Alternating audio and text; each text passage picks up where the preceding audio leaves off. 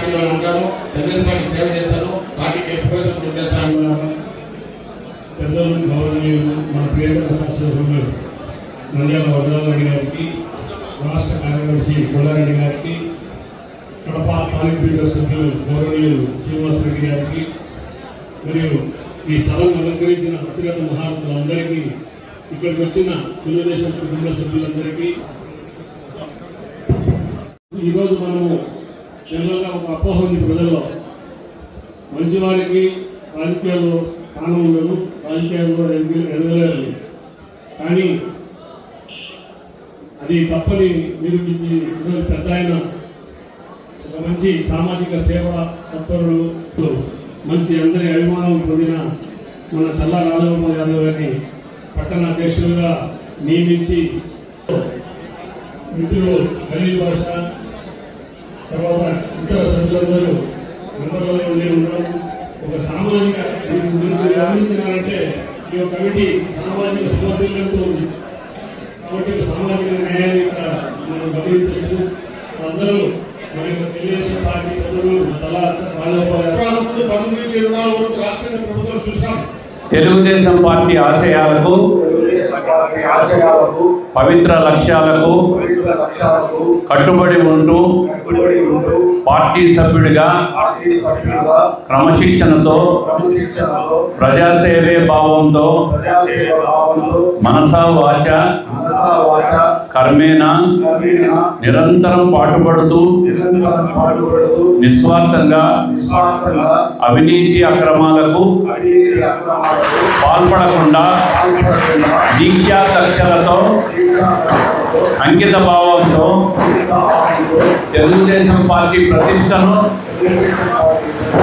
పరిపత్తిని పరిరక్షించేందుకు ఎల్లప్పుడూ కృషి చేస్తూ పార్టీ మరియు ప్రజలపై నాపై ఉంచిన విశ్వాసాన్ని వమ్ము చేయకుండా నిత్య చైతన్యంతో పార్టీకి ఉజ్వల భవిష్యత్తు కల్పించేందుకై నా వంతు కర్తవ్యాన్ని విధులను బాధ్యతాయుతంగా నిర్వర్తించగలనని ప్రమాణం చేస్తున్నాను. జై తెలుగుదేశం.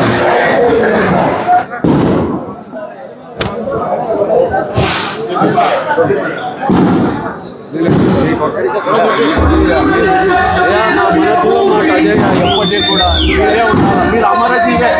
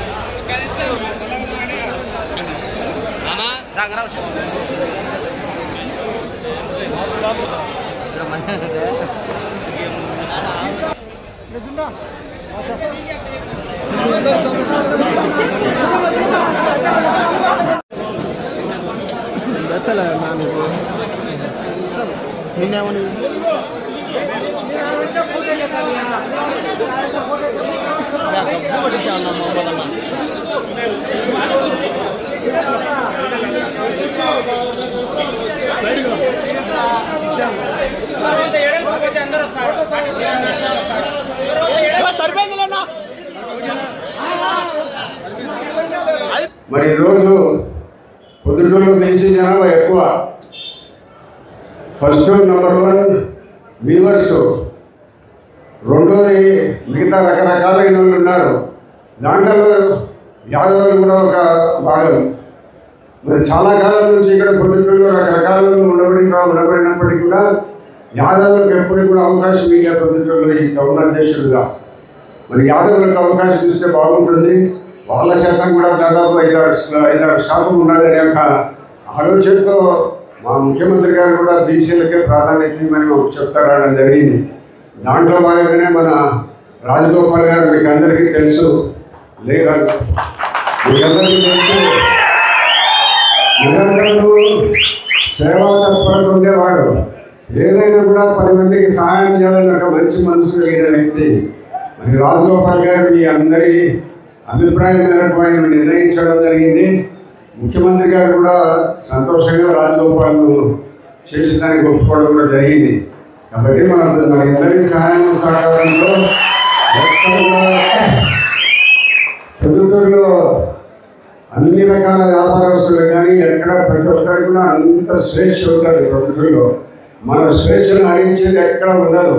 కాబట్టి మీరందరూ స్వేచ్ఛగా వ్యాపారాలు చేసుకుని స్వేచ్ఛగా ఎక్కడికైనా కూడా పోవచ్చు, రావచ్చు. నిర్బంధాలు అంటే ఎక్కువ ఉండవు.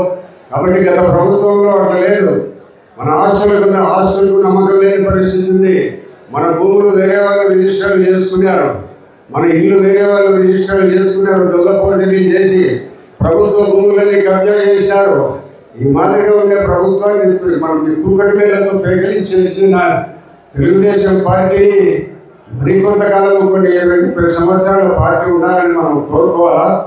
ఈ పార్టీ వల్లనే మనం ఆంధ్ర రాష్ట్రం అభివృద్ధి చెందుతుంది, మన పిల్లలు అభివృద్ధి ఉంటుంది అనేది మనందరూ కూడా ఆలోచించి భవిష్యత్తులో రాబోయే రోజుల్లో కూడా తెలుగుదేశం పార్టీని మనం ఎక్కడ కూడా విడిచిపెట్టకుండా దాని వెంటనే నడుస్తూ అన్ని రకాల భవిష్యత్తులో కూడా సహాయ సహకారాలు అందించాలని నేను కోరుకుంటూ, రాజగోపాల్ కూడా మంచి సేవా తత్పరుడు. మరి ఆయన నిరంతరం అందుబాటులో ఉంటారు.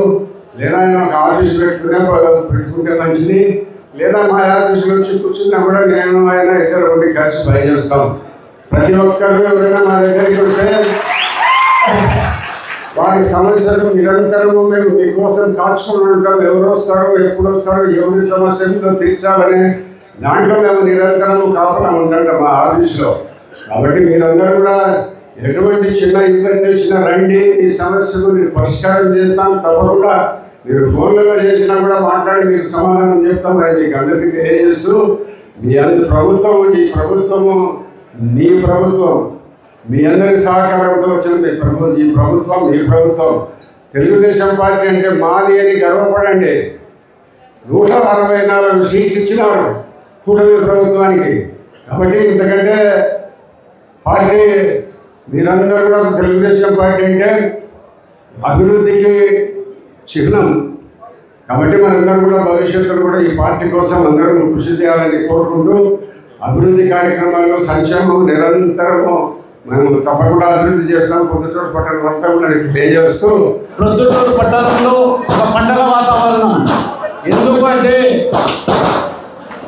ఇంతవరకు పొద్దుటూరులో బీసీలుగా గతంలో పెద్ద ఆధ్వర్యంలోనే కాంగ్రెస్ పార్టీలో పట్టుపోగుల పుల్లయ్య అని ఒకరు చేశారు.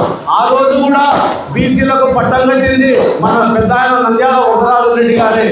ఈ రోజు కూడా తెలుగుదేశం అంటే బీసీ, బీసీ అంటే తెలుగుదేశం. దానికి అనుగుణంగా పెద్ద ఈ రోజు ప్రొద్దుటూరు పట్టణానికి ఒక బీసీ వ్యక్తి ఉంటేనే బాగుంటుంది. ఆ బీసీ వ్యక్తులకే మనం ఇవ్వాలా. ఎందుకంటే బీసీ ఓట్లు ఎక్కువ ఉన్నాయి. బీసీలతోనే తెలుగుదేశం పార్టీ నడుస్తుంది. తెలుగుదేశంకి ఎక్కువ ఓట్లు వేసేది కూడా బీసీలే. ఈ పొద్దు బీసీ కాలనీలు వచ్చినాయంటే ఎన్టీ రామారావు గారి పుణ్యం.